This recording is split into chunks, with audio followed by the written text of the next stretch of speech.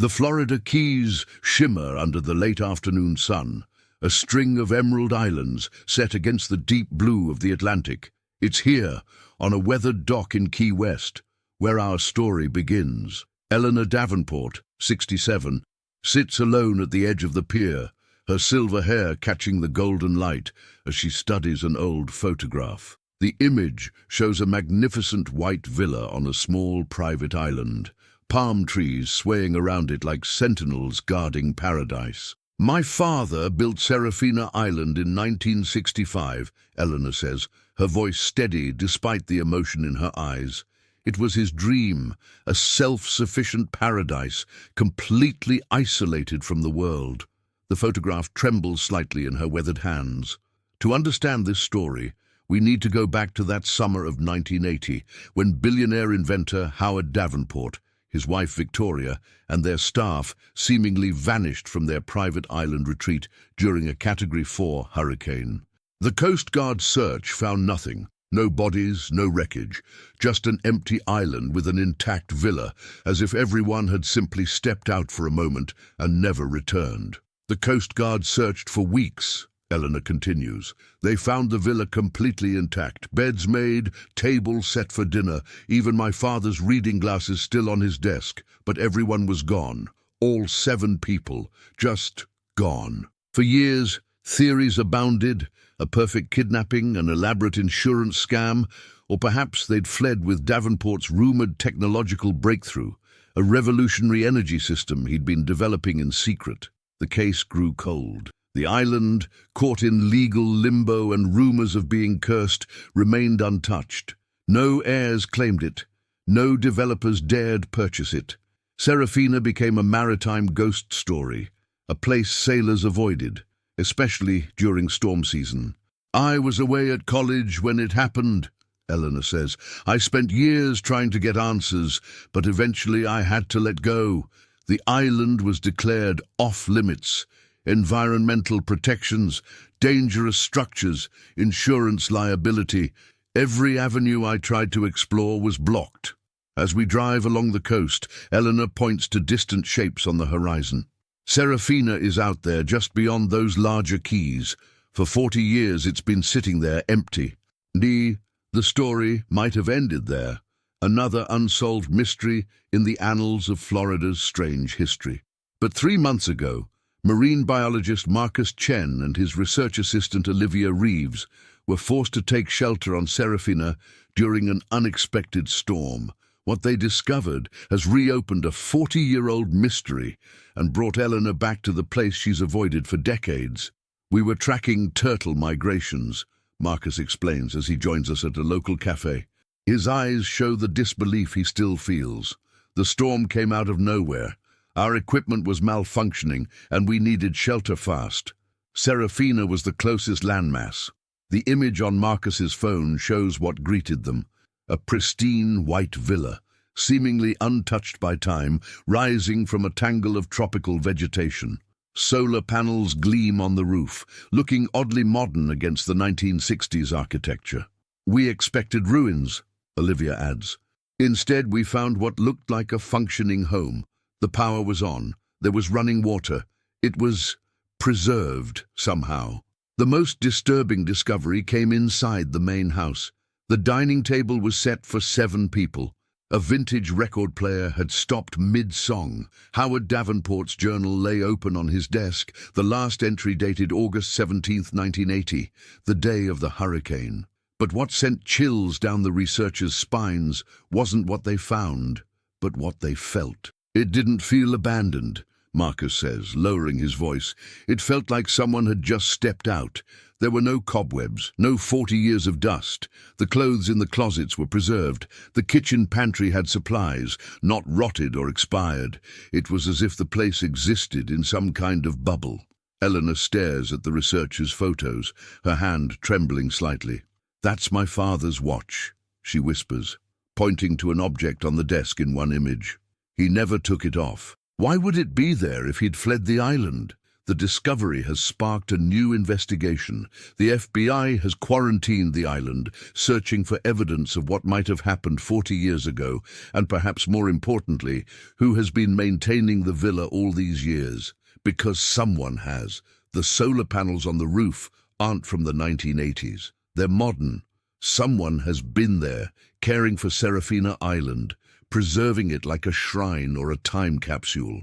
As the sun begins to set, Eleanor makes a decision.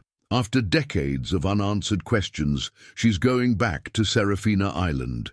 Tomorrow, with special permission from investigators, she'll set foot on the island for the first time since she was a teenager visiting her parents' paradise. "I need to see it," she says, watching the distant horizon where Serafina waits. "I need to walk through those rooms again. Something happened there, something nobody has understood. And I think, after all these years, the island is finally ready to give up its secrets. The boat is arranged. The permissions are granted." As darkness falls over Key West, Eleanor returns to her hotel room to prepare for tomorrow's journey to the island that has haunted her dreams for 40 years. Morning breaks over the Florida Keys with the kind of brilliance that makes you believe in new beginnings. A small boat cuts through the turquoise waters, carrying Eleanor Davenport back to the place that has defined her life by its absence. FBI agent Liam Torres sits at the helm, his expression unreadable behind dark sunglasses. "We've had a team on the island for 3 days, he explains over the engine's hum. "They've found no signs of recent habitation, but the preservation is unusual." Eleanor nods, her gaze fixed on the horizon. As we round a larger key, Serafina Island appears in the distance, a perfect teardrop of land, crowned by a gleaming white villa. Even from here, it looks impossibly pristine.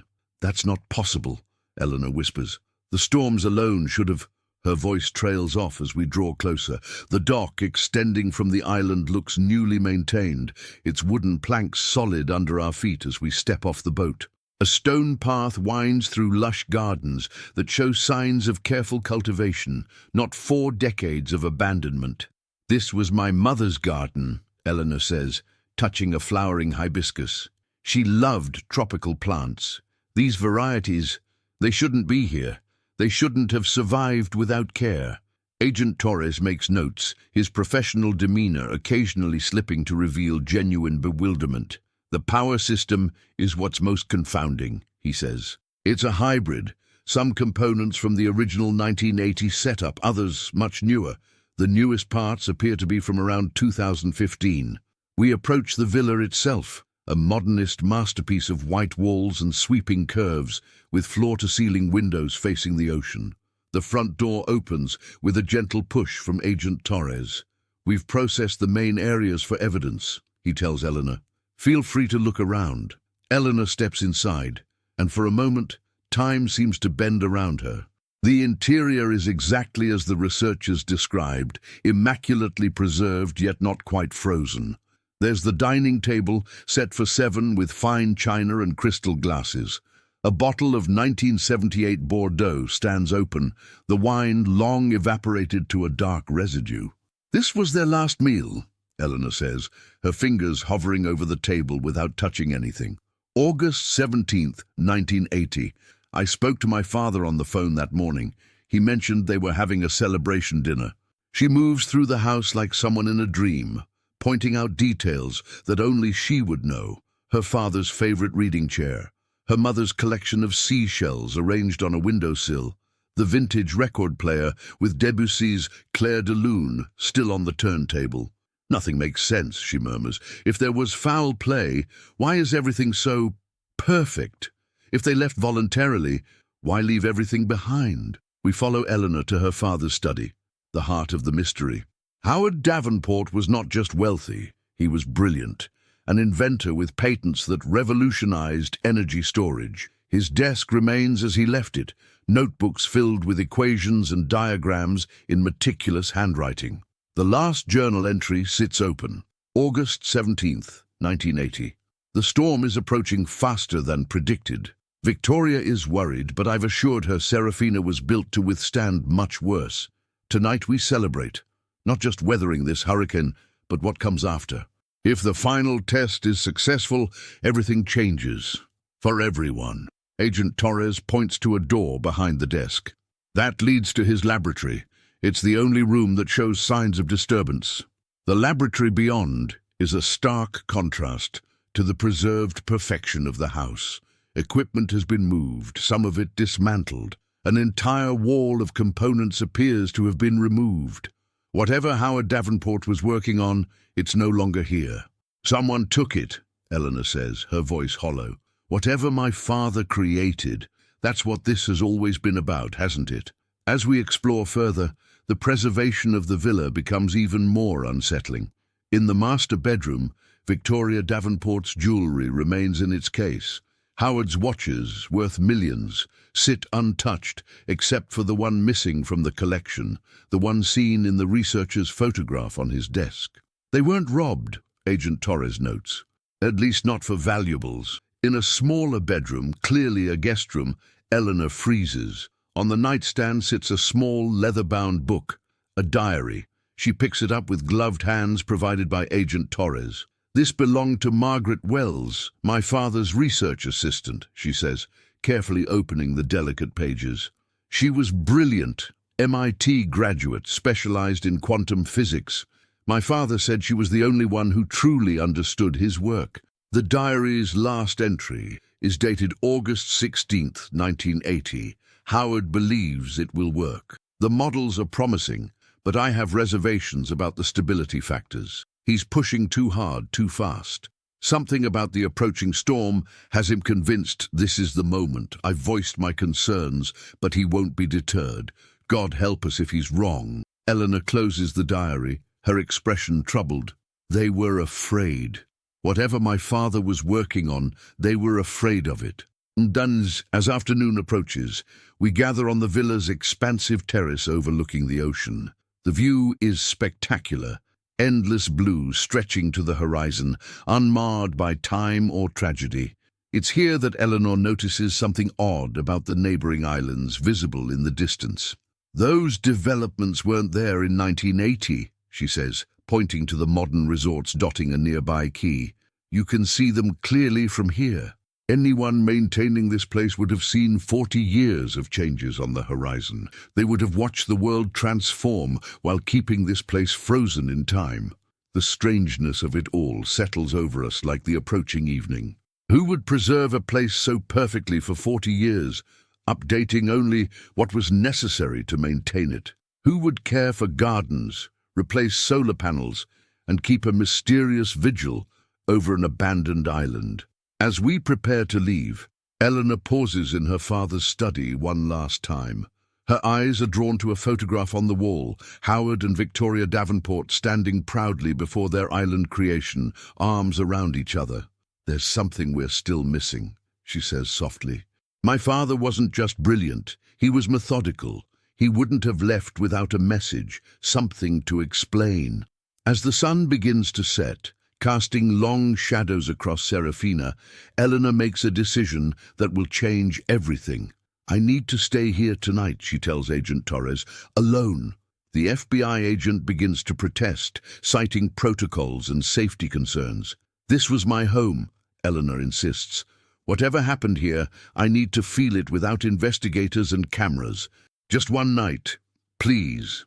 After a long moment, Agent Torres reluctantly agrees, arranging for a boat to return in the morning. As we depart, leaving Eleanor standing on the dock, the island seems to embrace her. A long-lost daughter finally returned. What Eleanor will discover during her night alone on Serafina Island will shatter every theory about what happened that stormy night in 1980 and reveal a truth more extraordinary than anyone could have imagined. The morning sun finds Agent Torres pacing the dock at Key West, checking his watch for the third time in 10 minutes. Eleanor Davenport was supposed to radio in at dawn. The communication device sits silent on the boat's console. We're going back now, he tells the Coast Guard officers who've joined him, concern evident in his voice. Something's wrong. The journey to Serafina Island feels interminable. As they approach, the villa stands serene against the morning sky, showing no signs of disturbance. The dock is empty. "Miss Davenport?" Torres calls as they secure the boat. No answer comes from the silent villa. Inside, the house appears undisturbed. Until they reach Howard Davenport's study, the room has been transformed overnight. Books lie open on every surface. Filing cabinets stand with drawers pulled out. On the floor, a section of wooden paneling has been removed, revealing a hidden safe now standing open. And at the center of it all, Eleanor sits in her father's chair, her face pale but composed, a leather portfolio open before her. "I found it," she says simply. "I found what everyone missed." The portfolio contains schematics, equations, and a letter, dated August 17th, 1980, addressed to Eleanor. Agent Torres reaches for it, but she holds up a hand. "This changes everything," she says, "and I need to explain it properly." As investigators document the scene, Eleanor leads us to the terrace, where the morning light paints everything in clarity. She holds the letter carefully, as if it might dissolve in her hands. "My father wasn't just an inventor," she begins.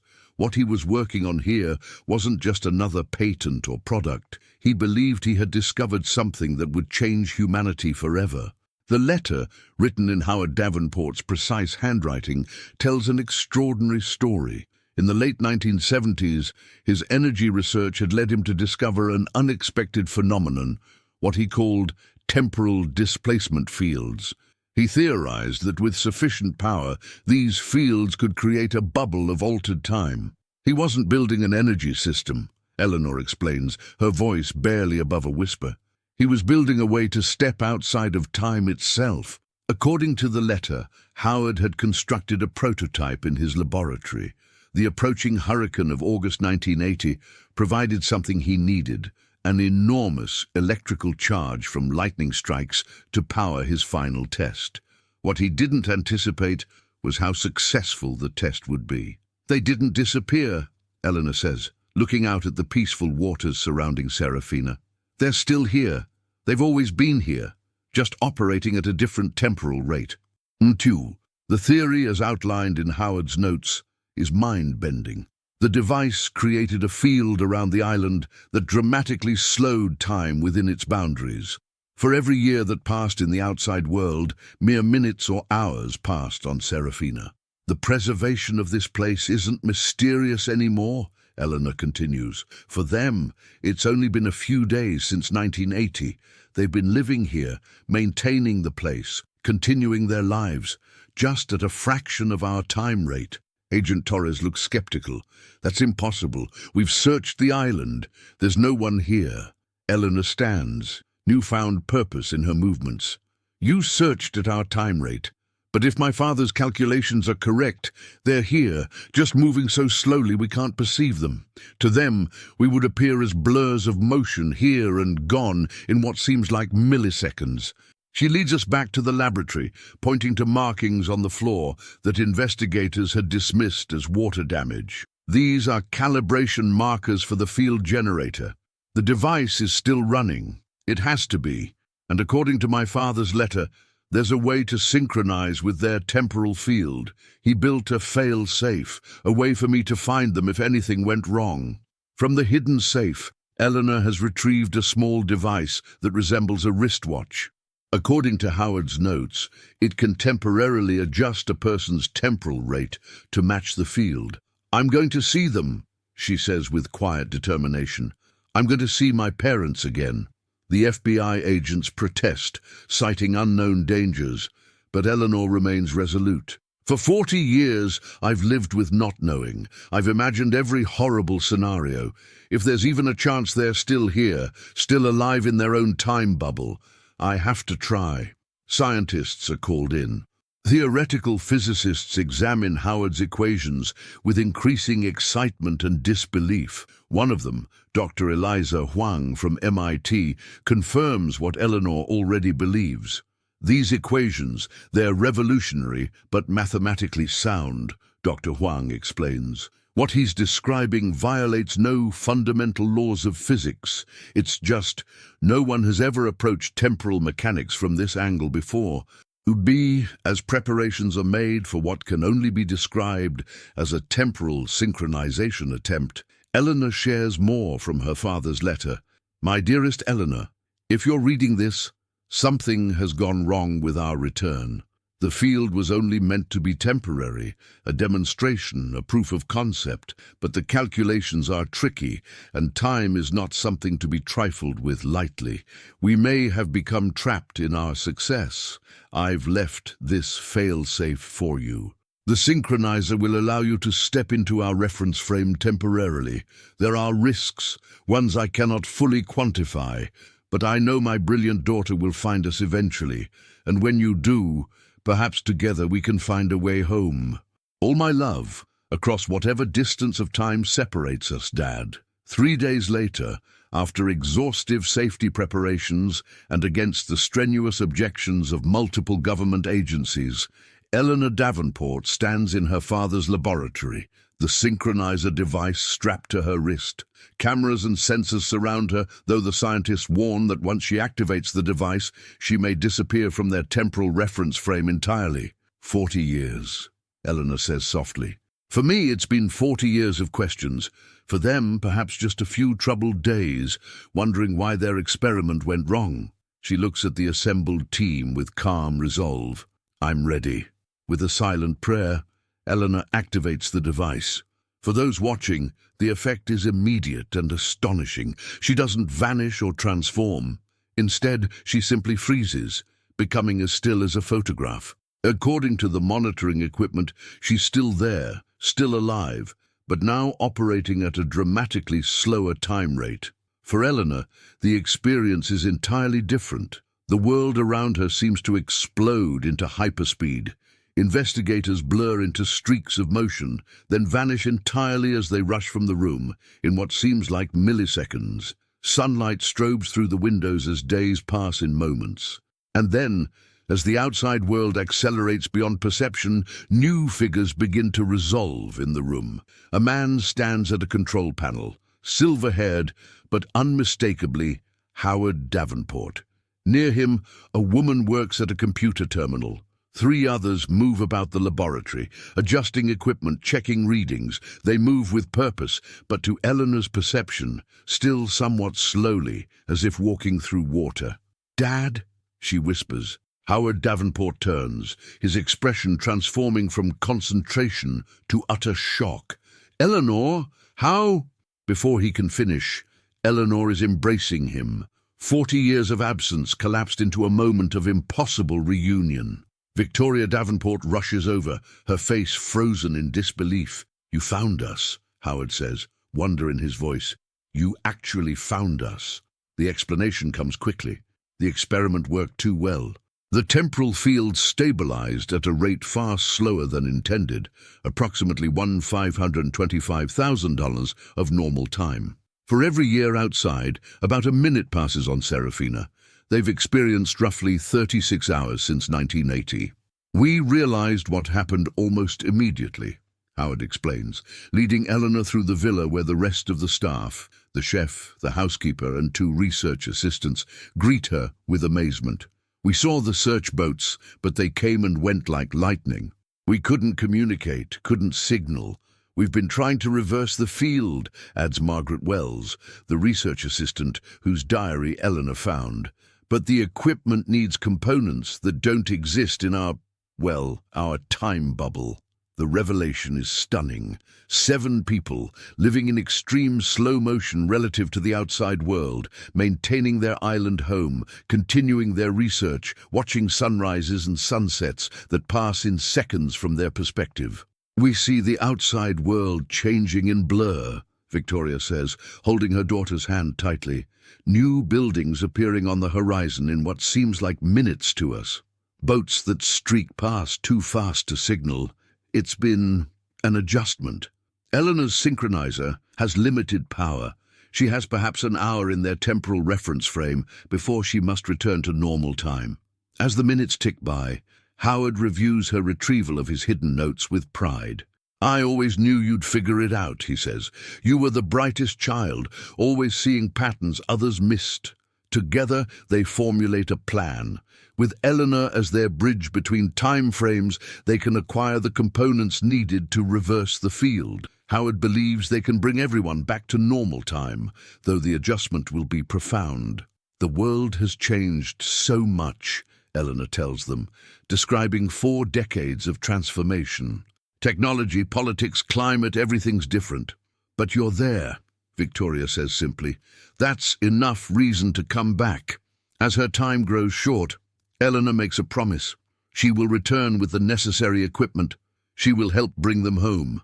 After 40 years of absence, she has found her family living in a bubble of slowed time, preserved like the villa itself, waiting for the moment when they could rejoin the world. When Eleanor reappears in normal time, seconds later from the perspective of the waiting scientists, her face is transformed. The burden of 40 years has lifted. She holds pages of notes written by her father, instructions for building a device that can reverse the temporal field. They're alive, she tells the astonished team. They're all alive and well, and we're bringing them home. D. The story of Serafina Island and its time-displaced inhabitants becomes a closely guarded scientific phenomenon. Teams of physicists and engineers work with Eleanor to construct Howard's reversal device. The implications of his discovery reach far beyond this single family story. The very nature of time itself is being rewritten in scientific understanding. 3 months later, as sunset paints the Florida Keys in gold, Eleanor stands on the dock of Serafina Island with the completed device. This time, she won't be synchronizing with their time frame. Instead, they will be returning to hers. 40 years, she says to the assembled scientists and officials. For me, it's been 40 years. For them, it will have been about 2 days since I left. The device activates with a soft hum. For several minutes, nothing appears to happen.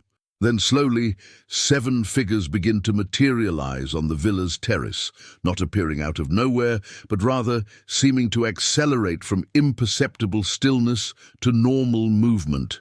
Howard Davenport, now standing in real time for the first time in 4 decades, raises his hand in greeting to his daughter, waiting on the dock.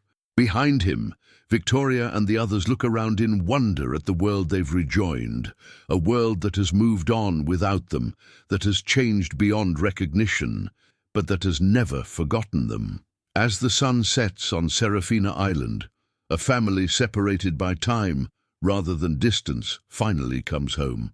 Like this incredible story, hit the like button and subscribe to our channel for more extraordinary tales that challenge our understanding of reality. Another video is appearing on your screen right now, a story of mystery and wonder that you won't want to miss. Until next time, remember that sometimes the most extraordinary truths are hiding in plain sight, separated from us by nothing more than the flow of time itself.